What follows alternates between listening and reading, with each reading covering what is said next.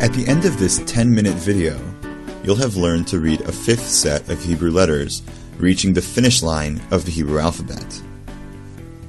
But before we make the final dash, let's review what you learned in the last video. Name this letter. Nun. And this one?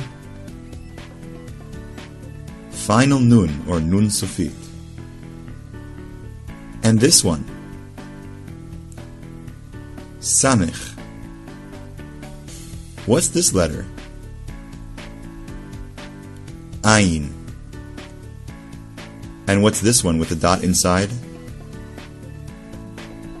Pe. What sound does it make? P. Read this word.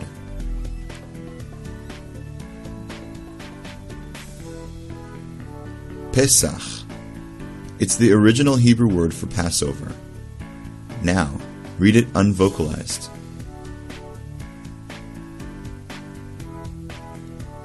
Pesach.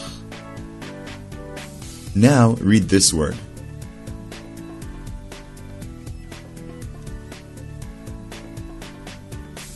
Nisan. It's the name of the Hebrew month in which Passover takes place. And what's this letter called when there's no dot in it? Fe. What sound does it make? F. And what's this letter? Final Fe, or Fe Sofit. Read this phrase.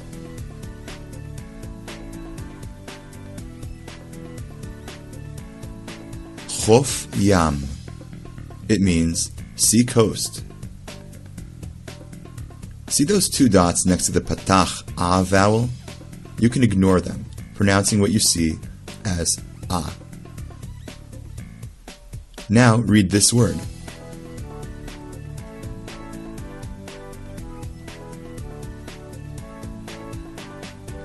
Afifon. It means kite. Ready to finish the alphabet? Yalla. This is the letter Tsadi. It makes a ts sound. It's all twisted, like a pretzel.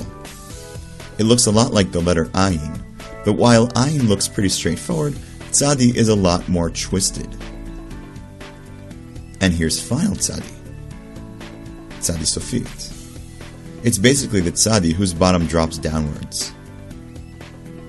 Read this word. Utz. It's the Hebrew word for Oz, as in the Wizard of Oz. And this one.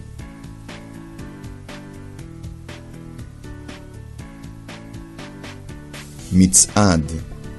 It's one of the Hebrew words for parade. This is the letter Kuf. It looks like the English letter Q backwards and makes a K sound, just like Kaf. But unlike Kaf, the letter Kuf always makes the K sound, regardless of whether there's a dot inside. Here's the letter Resh. It looks like a backwards R. Most Israelis pronounce it with a guttural R sound, similar to the French R, but some make the trilled R sound, as in Spanish and Italian. You can pick the pronunciation that works best for you. Read this word. Kar. It means cold. And this one.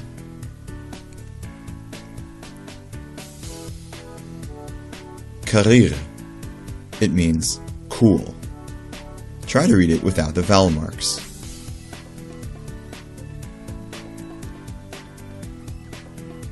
Karir. This is the letter Shin. Shin shares 3 columns going up. When Shin has a dot on the right side, it makes the sh sound. But when Shin has a dot on the left, it makes the s sound. We even call it a different name, Sin. You can tell which is which by remembering that while Seattle, starting with S, is on the left side of the United States, Chicago, featuring the sh sound, is towards the right side. And if Chicago isn't far enough to the geographic right for you, try New Hampshire. Read this name.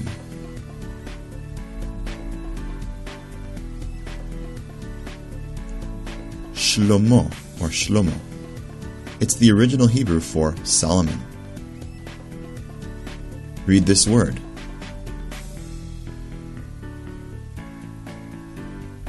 Simla. It means dress. And here's the final letter of the Hebrew alphabet, Taf. Taf looks sort of like a tough guy, standing with his arms crossed and his foot sticking out to the side. Taf makes the T sound. There's also one more vowel mark you need to know. Look at the 3 dots situated diagonally under Taf. These 3 dots are called a kubutz and make the U sound.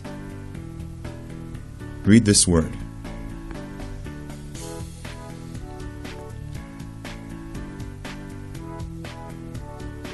Tupim. It means drums. Now read the names of these Israeli towns and cities.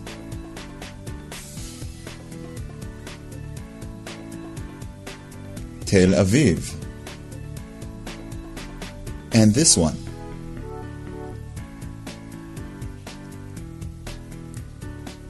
Tiberia. That's Tiberias. And this one.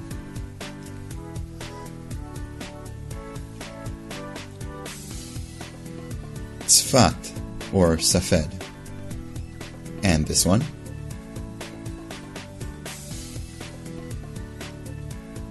Akko, or Akko, or acre. And this one.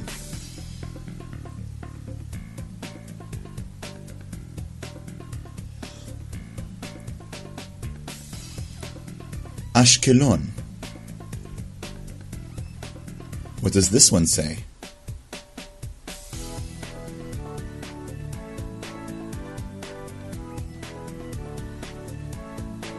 Ra'anana, or Ra'anana. And this one?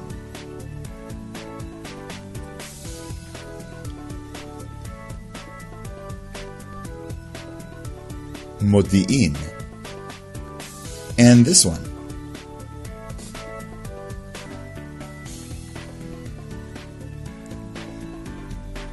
Be'er Sheva, or Beersheba. And what about this one?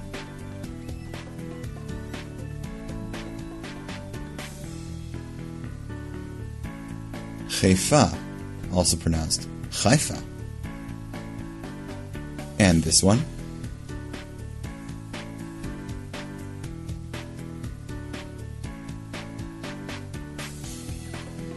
Givat Ze'ev. And finally, this one.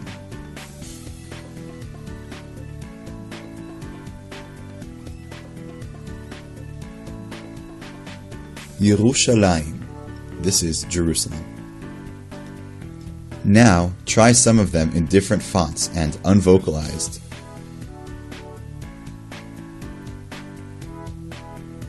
This is Tzfat, or Safed. And this one?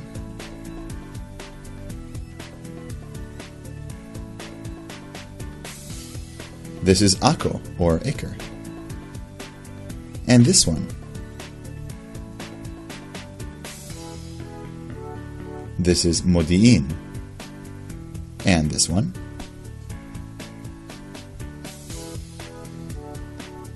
This is Tel Aviv. And last but not least, this one.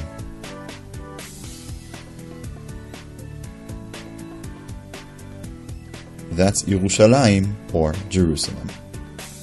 You now know all the letters of the Hebrew alphabet and can start decoding any Hebrew text printed in common fonts.